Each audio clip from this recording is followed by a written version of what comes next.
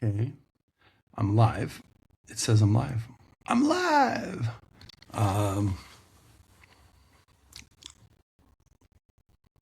Yeah, talking to myself. I was just looking to geek out on testing, see if anybody's out there. I don't know. Send a link out on LinkedIn. I was tired of talking to myself on LinkedIn and Claude. Let's see if there are any humans out there. It's interesting. I can't see if it's telling me that other people are. I sent out the link, the invite on LinkedIn. I expected 100,000 people to sign up, show up. No, I can't see if there's anybody else in there. Just weird. Or it's because there's nobody. Let's see. Oh, there's a people tab. Yeah, looks like it's just me. I guess I'll just chill a second and see if anybody shows up.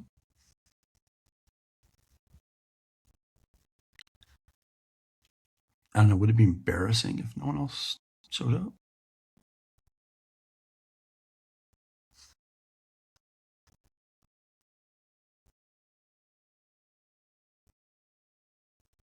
There's 5 comments. I can't see the comments. Oh, yeah, I can. I can't. Almost.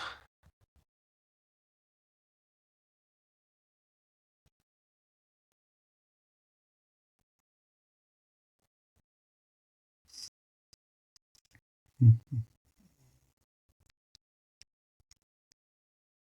says there's 5 comments. I don't know if that was on the link I sent out wrongly before. Or at least I canceled that one. Oh, let's see. Cancel people, open the chat window.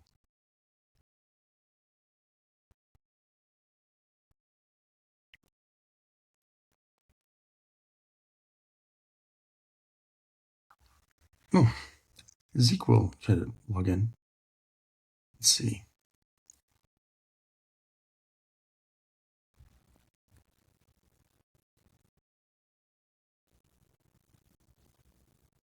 So, dang, sorry, I'm going to figure it out.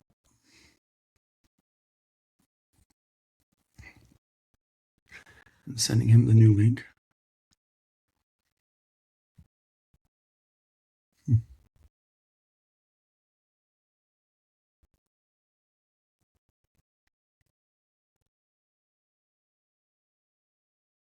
It's kind of annoying. It says there's like been 2 people have liked it or reacted to it.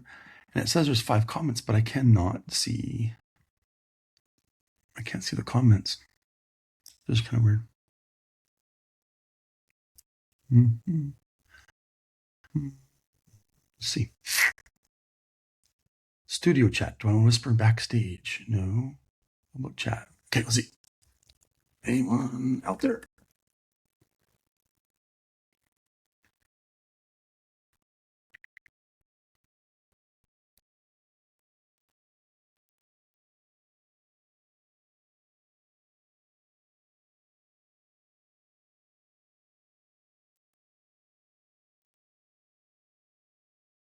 Hmm.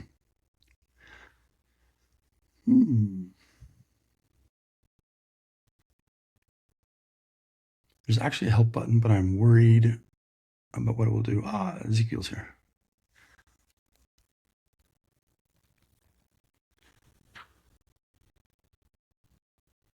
Hey, Ezekiel, I guess is what I mean. Thanks for your patience. It's just us. The only 2 people in the world that care about testing anymore. Maybe. And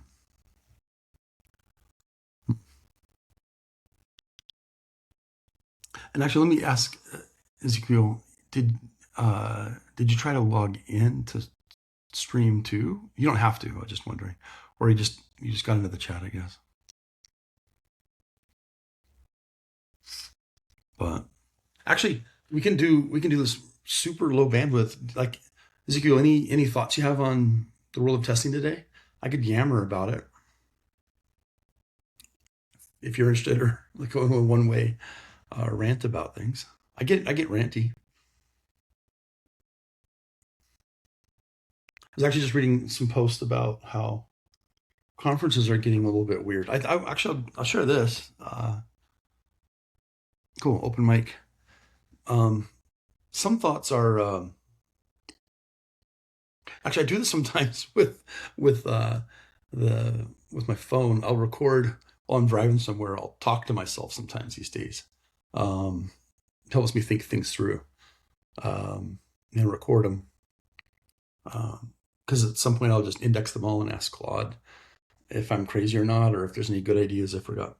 But basically, the weird thing about conferences is that it's really hard. They're in a really weird state. Like I reluctantly, generally reluctantly, I go through submissions. Some people are giving talks to conference. They want to give a talk at a conference. You will receive like hundreds and hundreds and hundreds of submissions. You have to. There's a committee that goes through them to see which ones get approved to be on the stage. I guess interestingly, this will be recorded anyway, so I could share it out. People are curious, get them excited for next time. But it's really difficult to figure out what the right talks are, because almost every talk mentions AI now. Like it's as if they think they need to have AI in it, which is funny because, a while ago, like I had to beg people to come into an almost empty room to talk about AI and software testing. So it's completely flipped, completely inverted today. But a lot of those people, you can tell by reading it, they're not really using AI, or they're kind of shoehorning it in. And those are concerning, even from like very experienced speakers and stuff. But then you also realize the people that are using it are often not that articulate either. So are they a great presenter or not? But then even then, forget. So that's kind of a weird thing at the conference levels that are going on. I think we need more barbell things. We need more people to say, like, just have nothing to do about AI, like just extreme. I've been talking with conference people about this. It's an interesting topic. I think we need more people, I think, to submit things. It's not too late for, like, BNSQC is coming up. There's also Automation Star. I could maybe submit last minute still, even though the official deadline's over. If you ping me with something, I'm happy to pass it on to Jonathan or other folks. But the idea is that there should be nothing to do with AI, like just purely talking about, and not even like anti-AI humanistics, like stuff for the purpose of being anti-AI or anti-tech, just like good old talks about testing and quality and how to get people passionate about it and how to get people to care. The delineation between, I'm just rambling, but like the delineation between, developers and testers doing testing. And because we're seeing a lot more of the testing happen in the development world today than it used to be. And in kind of, just kind of classic or even like avant-garde thoughts about software quality today. They don't have anything to do with AI. And on the other end, we should have more talks that are like very specific about how to use AI for specific tasks or specific functions. To me, the talks are like, yeah, you ask ChatGPT to help you with something and you get results, and it's just not very useful for people. Because people that have figured that out have figured that out already. The people that haven't figured it out probably won't figure it out.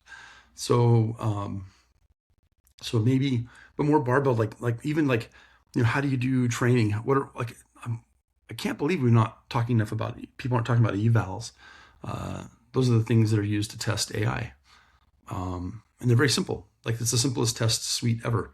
But most testers don't know about it even, let alone are competent or using them and building them. Like they try to chat, like they try to test things by chatting with the chatbot, and that's not just completely inefficient. It's not very repeatable. Like all the things that testers want, the deterministic stuff, repeatable things, quantified things, scored things. You don't do that. And there's some open source tools that let you run evals. You can run them as often as you want against different models and with different parameters. But there's not enough in terms of conference talks, there's not enough just tell people about evals. How do you use them? I've tried to talk to some people in the community and get them excited about evals and point them to them. And I don't know, the test community just seems to kind of not really engaged in it. But that means that And actually, a lot of these evals, I get stuck on the eval thing, but it's open mic and I can rant because no one else is here. Is The problem with evals is that like how we have test cases that have like that will produce false positives or negatives because they're poorly written. I wrote one when I worked on BizTalk server at Microsoft. I remember customer had a bug, and I'm like, that can't be that can't be in there. And I looked at my test code, and guess what? I'd hard coded the wrong verification, and so my test suite proved that it broke every time we ran that test suite, and that's why the customer verified that my test suite was incorrect. It wasn't catching the issue. So it was like a bank, like kind of nerve wracking. But we need more people thinking about that and talking about evals, the consistency of evals, because most of the evals today they're poorly written. Like there's one I wrote about like maybe last year from Stanford, but they're riddled with. Actually, let me back off and say I'll even say this. What's funny is, so one of the models got like 100%. Oh no, they got like 97 or 98% on one of the evals like last year. Like maybe it was Anthropic or something. And the comment in the post was, yeah, we basically solved this problem, right? It was some college level kind of test thing. And the funny thing is, like I said, they proactively said, yeah, it's not 100%, but the test cases aren't 100% correct. So maybe they should fix those. So it's actually impossible for the AI to get 100% because the tests are wrong. There's problems with the test cases, the evals. So like that should be a whole track, frankly. I think talk about software quality today in this world. Also, things like even very practical things with tools and stuff like that, like what's useful, what's not, what are Claude skills. We open sourced some of those this week on OpenTest.ai, by the way. People want to go and play with that. You can download and add the skill. It's the first draft of the skill, but you can ask it to create test cases. You can ask it to get persona feedback for a screenshot or for a URL. And you can also ask it to find bugs. It does all those things. And you just have to chat and say, can you find issues with this URL? And it starts running. So things are getting almost embarrassingly easy to run. And but that's the problem that speakers have too. And that's why I usually lately tell folks I'm not going to give sometimes if people reach out, I don't talk. I don't sign up to do talks lately. If you've noticed, don't do a lot of them. And the reason is that the technology is moving so fast that if I submit a proposal, the world will be different by the time I have to give a talk. And I don't know, if the topic's even going to be relevant in a weird way. Like a lot of these things, maybe they're not relevant. Maybe, someone at Anthropic just points Claude at all the evals and says, find and fix all the problems. And then a human goes, yep, that was good, done. And that talk about evals is not interesting, for example.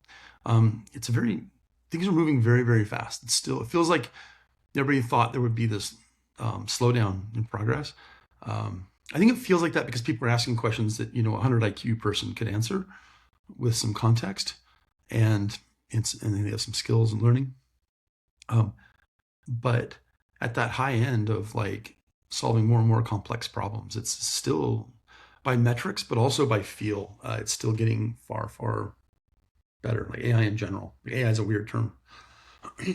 But even like what Claude Code is capable of doing, and the chatbots, LMs just by themselves, it's almost overwhelming to keep up. And hard to be productive while all these things are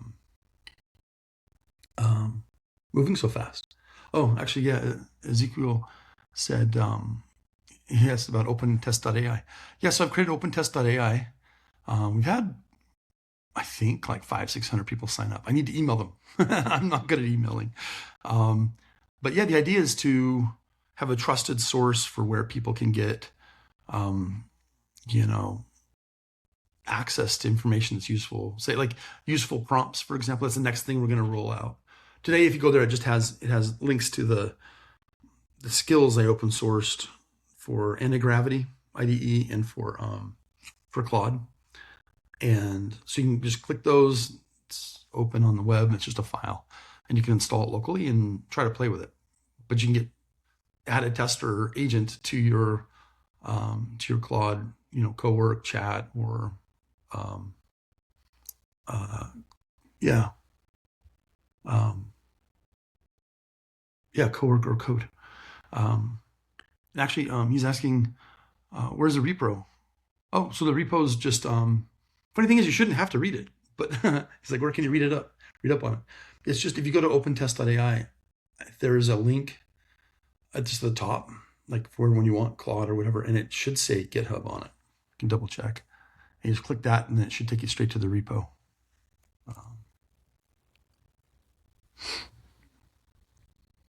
Oh, yeah. So if you click on the if you click on the download skill.md, oh, that's a hosted place. Yeah, that links to the hosted place.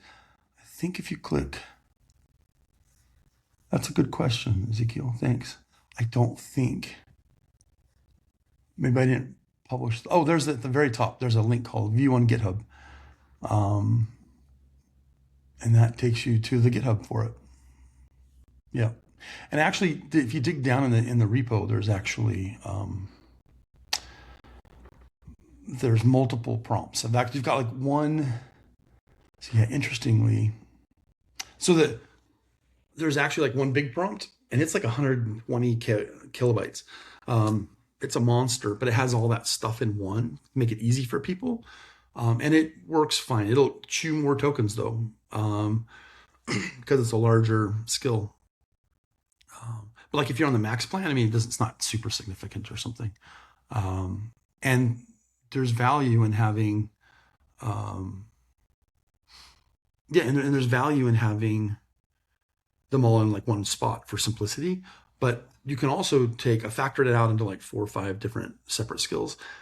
They're the same, they're just piecemealed out, and they're factored out into like a folder below that. And so you can put just the persona feedback skill in, or you can add only one of those different, or only do test generation or something. And then the good news though, but you need to like, and you can have them all, by the way, separately installed. So like, so you say, hey, I want test generation. It'll only pull in the skill that needs test generation, for example. So it'll be operationally more efficient. But I really kept it simple to keep it in one giant MD file so that people weren't confused about all those nuances of what do they have to install, how do they invoke it, and all that kind of stuff. But so there's OpenTest.ai links to the one MD file to rule them all, and there are sub MD files. There's also a note on the anti-gravity. I played with anti-gravity. Anti-gravity is not as smart as Claude in terms of using that skill, a particular skill. So if you try it with Claude, like it will do things. It'll do things like it'll generate, like if it does a test report of issues, it will list it in CSV, HTML, and a JSON output format by default. And they're just clearly in the UI, in the chat thread, it's like you can click on whatever version you want and you see it, right? And it's actually like a decently looking HTML report or JSON. But what anti-gravity does is it just auto displays in a giant frame the JSON output. And it's like, you're kind of just, whoa. And then where's the HTML? It's hard to find. Like it can do the work and use the skill, but the presentation kind of is poor in that IDE's chat window. Of course, they just picked it up a couple months ago, so that'll get better. But yeah, those are the skills. And really, they're just like a giant prompt. If you really want to think about it, it's just a giant prompt. Oh, and Jonathan's on here. Hey, man. Oh, he misses me. He says he misses me. I kind of miss him. I actually miss him a lot. I was texting him earlier today and he didn't get back right away. So I'm like, I feel it's partly why I came on the live stream, because I was lonely. Yeah, and Jonathan's on the board of OpenTest.ai to help with that and get that going. And so is Phil Liu from PNSQC and XPOsoft. So let's see. Ezekiel says, tell me about the course you guys kicked off on the 21st. Oh, the course. I don't know what course you're talking about. Like a trading course? If you mean a training course, I've been avoiding training courses because also things move too fast. Like, and it's a weird, like I was saying earlier, being a speaker is difficult these days because the audience is weird. You got at any you know what the mix is, but you got to admit, you got to realize that in the audience, a third of them already know this stuff. A third of them are open and curious, and a third are like anti it or will never use it or be the last adopter. And so, how do you present content that keeps all of them engaged at the same time is difficult. Um, it's actually frankly difficult. Um, and usually it's the people that give feedback is the opposite. Like the people that are skeptical will say, "Oh," or they don't use it. They'll be like, "Oh, this is the basics. I wanted more stuff." And then the people that are technical and complex usually complain that, "Oh no, the content or message was was too complex," because they'll worry about other people, some kind of arrogant perspective or something. It's weird. It's weird these days. Um, Yeah, he says Ezekiel says he agrees. It's just things are moving too fast. And he said it's about AI testing course. I didn't do one. Maybe you're confusing me with some other handsome fella. Um, but I'm really kind of the funny thing about courses right now. Like, and also people ping me way more than you'd think, asking me to write a book on this stuff, and I'm like, why would you write a book today? Like, I just don't get that. Like, I could. I did start writing a book. But then I just wanted to have AI do it. So I'm like, why am I bothering to do it? And if people want to know what I think on something, you could pretty much you just go, hey, you in the chat prompt, you are Jason Arbin, handsome testing expert, and um, and super well socially adapted and very high EQ. Well, what do you think about this? What do you think about this question I have? And it will probably answer pretty well because I've written a fair amount. It knows all the posts I've made and it knows the books I've written and stuff like that. So I don't really get the purpose for writing books or, to be frank, having courses. A lot of times people make courses just, it's not to be helpful. It's to, get some modicum of, like they think it's like a professional level up, like a skill unlock somehow. And, or they just want to sell the coursework to people. It's genuinely, most of it's that, not all of it, the bulk of it's that. So I don't find it's very helpful, and I don't really want to know that. And the funny thing is, for better or worse, I think I should just, rather than teach people how to do things, this may sound crazy or arrogant or all the above, but like I'd rather just teach AI to do it. Because if you teach the AI how to do something, say with a skill, like that skill file I made last week in open source, I don't have to tell anybody those things. I gotta have classes. Like if you gave a class every week, there's probably more people joining. Oops, that's Kevin calling, which is not helpful. Of course, I pinged him. You'd rather encode in AI because there's more people joining the testing world every week than you could ever possibly teach in some class. So it doesn't scale really well. I'm happy to do it every so often, but like, yeah. A funny thing with the PNSQC, so I said, okay, I'll do a talk there or two, maybe. Maybe I could, maybe let me do two, but like a course and a talk. But the title of the talk I finally realized it. I'm so dumb. I finally realized it's basically just like, okay, we'll walk through the latest tools and processes, basically. So it's relevant for all time, and I'll forward and back in time. So kind of make them generic. So they're not really useful to know what's going to happen there, but I won't know until a month before because the world is changing so fast. Jonathan says electroshock therapy wakes you up. Like rental human?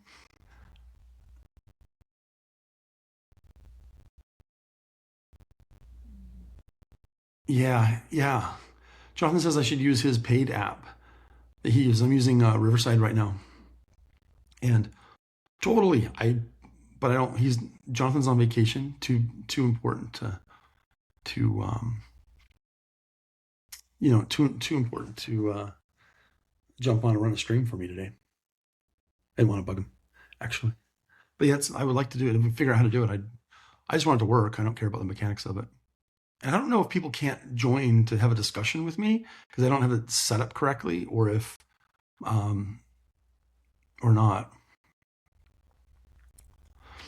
Yeah, and Jonathan's talking about interesting submissions for Automation Star. And yeah, there were a lot. Like I went through a ton of them with him. In fact, I was like 2 days late reviewing the submissions, and then Jonathan texted me about a week later saying that he did his.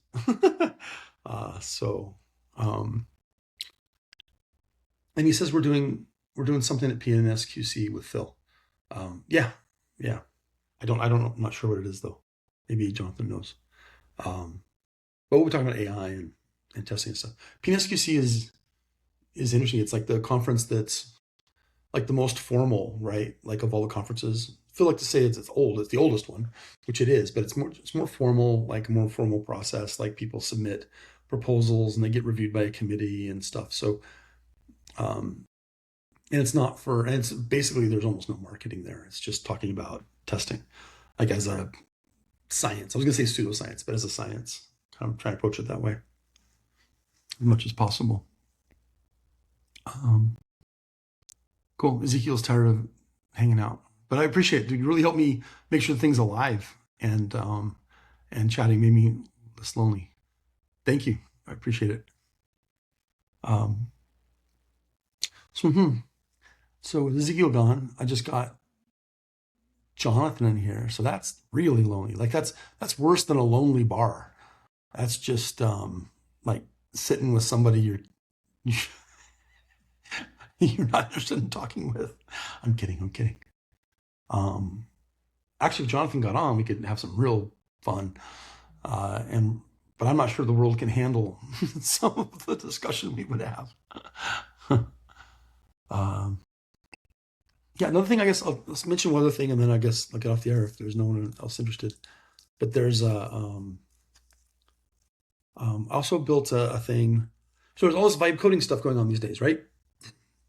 Like people are going to a web page and they can chat with the AI and say, build me a marketing website or something like that. And then you can iterate on it. Things like Lovable, things like Bolt.new, there's a bunch of them, Firebase Studio, there's a bunch of them. But I figured out, I had this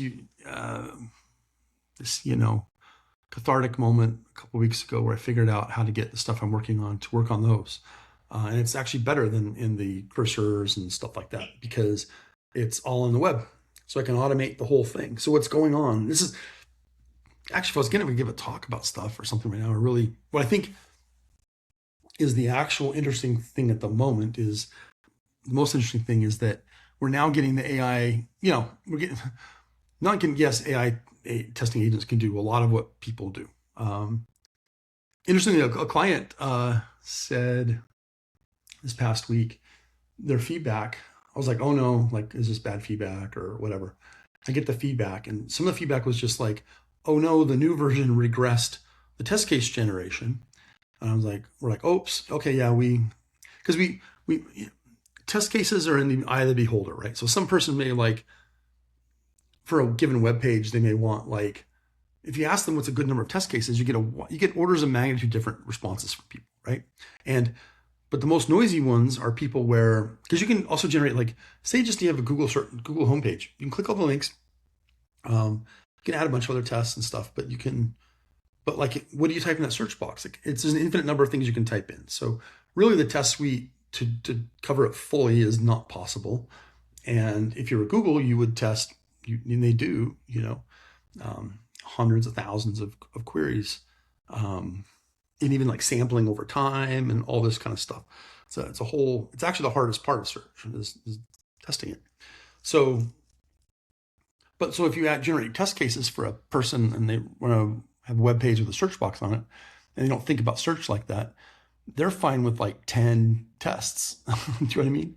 And so like, so they were complaining that the older version generated, there's a punchline here, but generated more tests had better test generation. But some people like want less, like they only want like 10 search tests. Other people want 100. So it's kind of hard to fine tune that a little bit. And we're working on how to do that with prompts. But so the punchline of all this stuff leading up to is that they declared it complete, like it was complete test generation. Like the wording was like, yeah, okay, it generated more tests than we would have, and there's extra things we wouldn't have thought of, and so we have full coverage, and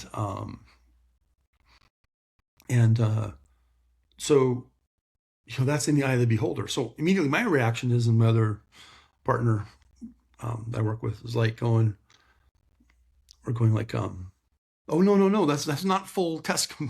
Don't consider that full test, generation.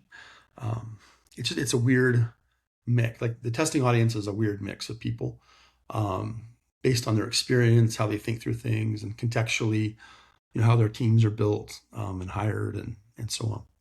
So it's actually interesting to build test tools for people that try to do the work, because everybody does it very, very, very differently. But the cool thing that's going on here is we're getting these testing agents to actually talk to the developing agents, so developer agents. So if you go to like, actually, we could do it real quick. Let me do it for a couple seconds here. Just show you. I prefer to show, not tell, but then sometimes people are like, oh, you're being commercial or whatever. But there's nothing else that does this stuff, so I can't demo somebody else's thing. Let's go to, and I've been hacking on these things, so you're seeing a dev build, maybe it breaks. Okay. So yeah, let me see if I can get screen share working. Yep. And yep. And yep.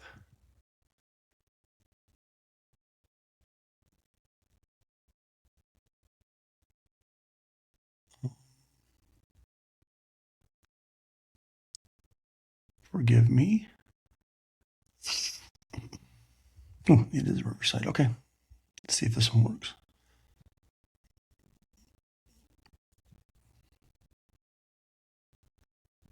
So it's weird. By definition, I can't really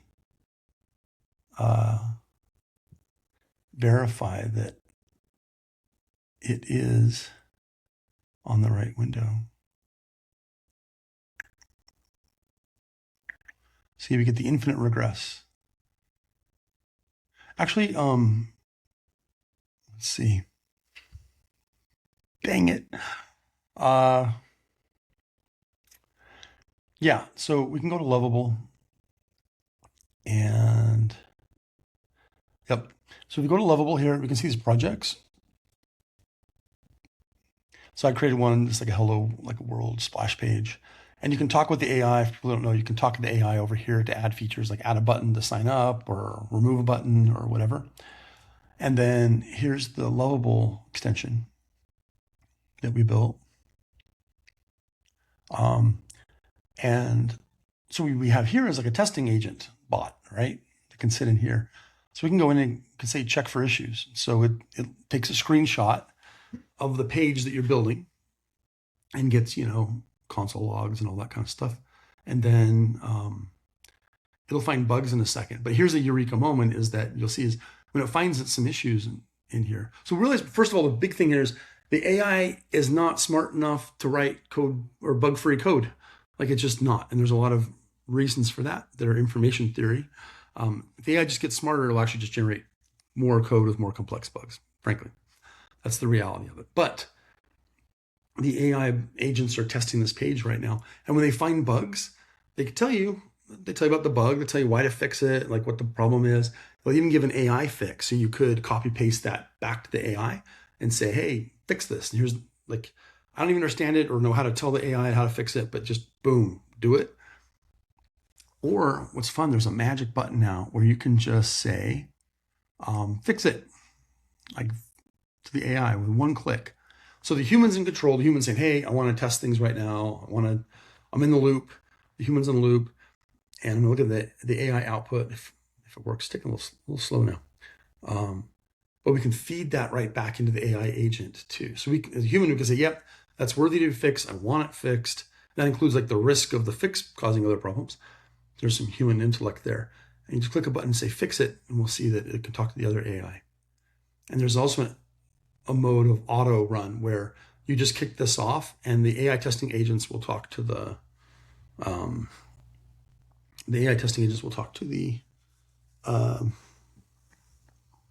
dev agents, the coding agents by themselves while you go off to lunch. And they'll just find and fix things. And if there's a regression from what the AI coding agent tried to build or add next, it'll find it and fix it again in a loop. So that loop we've always talked about, like where there's this dev test infinite loop, like it's now possible, literally possible today to have those things talk to each other in that infinite loop without a human in the middle too. So most people want the human in the loop. I do it with human in the loop, but it's cool that you can do it. Like it's happening. Stuff I never thought would be happening in my career are happening. New things are happening weekly that surprise me. I don't know, maybe I might have toasted this. Oh, because I'm testing. It might be my problem. I've got 4 or 5 analyses remaining because I'm on the free plan because I was testing things. We can do this too while we're waiting for the bugs, see if they come in. You can just say check accessibility with one button, and you saw it talk to the AI coding agent. And it says, hey, make sure that you're WCAG compliant. And so now it's off and finding the WCAG issues and fixing them. So with one click, and the screen went white because the AI is now starting to look at the page and trying to fix it and make edits right now for WCAG. Okay, but so here we've got one. Inconsistent authentication state and navigation. Okay, why this is a bug, and it's because there's like multiple logins because I've been testing. But here we go, guess what we do? Send to dev chat. You go boom, guess what it did? It copied a prompt to tell the AI how to fix that issue. And now that's queued. So after the WCAG stuff gets fixed, it's now queued to do the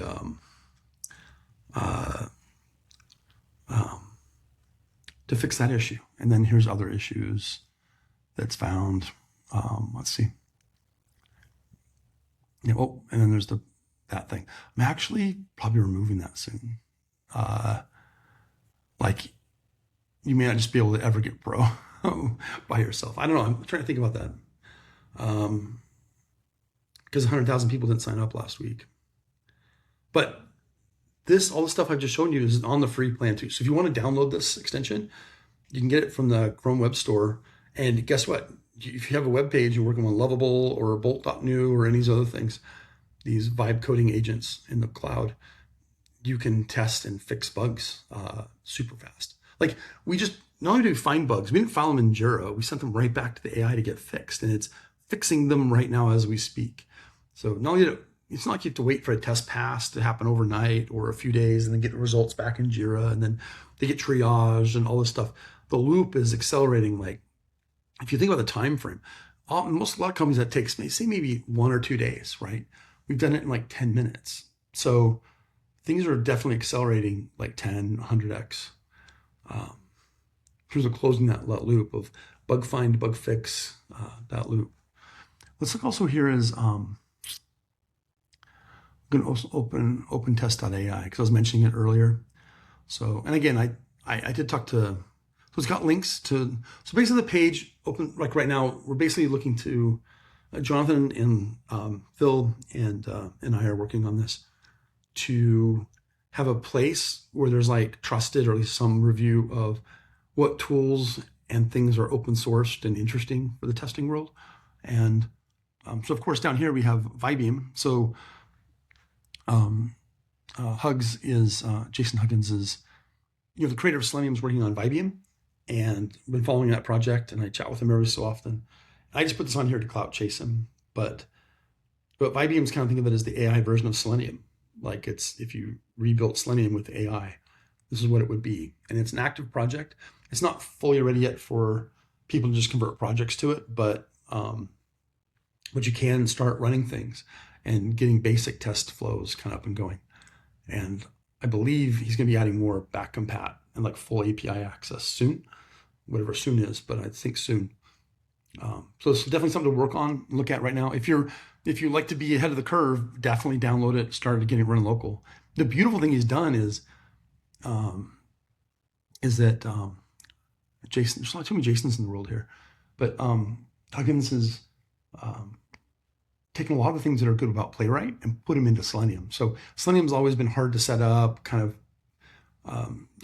broken into different pieces, hard to install, get it working. It might take an hour or 2 hours for people to get things up and running. But now it's just like an NPM install, just boom, and you're up and running with Vibium. And I won't talk too much in detail about that because he talks about it. I don't want to overstate things or understate them, but very interesting. Definitely worth following and using. And then also above here, we have these open source AI skills. So these are Claude skills I was talking about. So you can get in here. So you just, there's a page to tell you how to install them, but you really just, for Claude, you just put them in a folder. Same with anti-gravity. But you can look at, here's a skill. And it's just a giant prompt, right? And this one's like 128K. But it'll deliver, it'll find issues. So you can just say things like, hey, Claude, test my URL, find bugs and issues in it. Or you can say, give me user feedback, and I'll give you some basic user feedback. And it'll also generate test cases for screenshots or URLs right inside Claude. And this is open source, fully open source. If people improve it, I'd love to see if there's improvements to it. But you also know if people are nerding out, go see there's a fair number of schemas that I hope we keep using. Some JSON schemas in here. There's an example here. So like bugs should have all these properties because AI can do it now, right? It should not just have what the bug title is and a description. It should also say what type of bug it is, what's the confidence in it, what's the priority, what is the reasoning as to why it's bug. And here's a cool thing testers should appreciate: why it's not a bug, right? Like maybe this isn't a bug, right? Or maybe it shouldn't be fixed. So have the AI do that to give the tester or the developer ideas on how to reason about how to fix it, why to fix it. Gives a suggested fix. And then it will also tell you, which I think is most important here, it gives the prompt to fix the issue. So it thinks about, if the developer wants to copy paste the issue into, into cursor or whatever to ask the AI to just fix it. It's rather than have the developer read the Jira issue and then try to figure out how to articulate that into the to the agent to fix the bug. It's just bugs should contain that prompt to fix it. So this is kind of what I think about as like an AI schema for issue reporting that I think should be, we could iterate on it, but it should be kind of standardized-ish. There's the same thing for test case schemas. They have a little bit more metadata, and they kind of look more like a gherkin or a cucumber as opposed to like code, because code breaks, and frankly, code's legacy. It should just all be AI. So that's kind of interesting. And then if you look, which Ezekiel was asking earlier, here's the link to code on OpenTest.ai. And yeah, I include the DS store files on accident. That's the only thing I don't like about working on a Mac. But yeah, and then also again, so there's skills, and then those are like, and then under that, and then there's like factored ones, or smaller skills if you're worried about it being too big, and factored into pieces. And then what's coming next is test prompts. So there's actually test prompts if you want a sneak peek. There's like, and they're like not the super industrial grade ones that like we use at testers.ai, but these are test prompts that can help you find things like security bugs and privacy issues or whatever. So we'll be sharing that, and then letting people also upload and share their own prompts that they found useful in their testing work. So yeah, so that's kind of what's going on. Some screen sharing of that stuff. Let's see if anybody else has joined. I don't think so.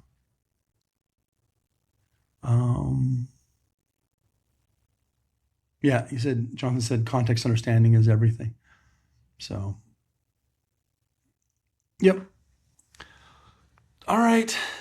I guess we'll close it off for now. This was, I don't know if I'll do it again because it was kind of lonely. I'm glad Jonathan and Ezekiel dropped in, but it's kind of lonely talking to myself. I mean, Claude does talk. I guess Claude talks back to me more even than people. Maybe I should appreciate Claude more. But thanks. If you're interested in seeing this, let me know. Like another episode. And particularly people want to engage, talk about any aspect of testing. It doesn't have to be AI related. Cool. All right. Thanks.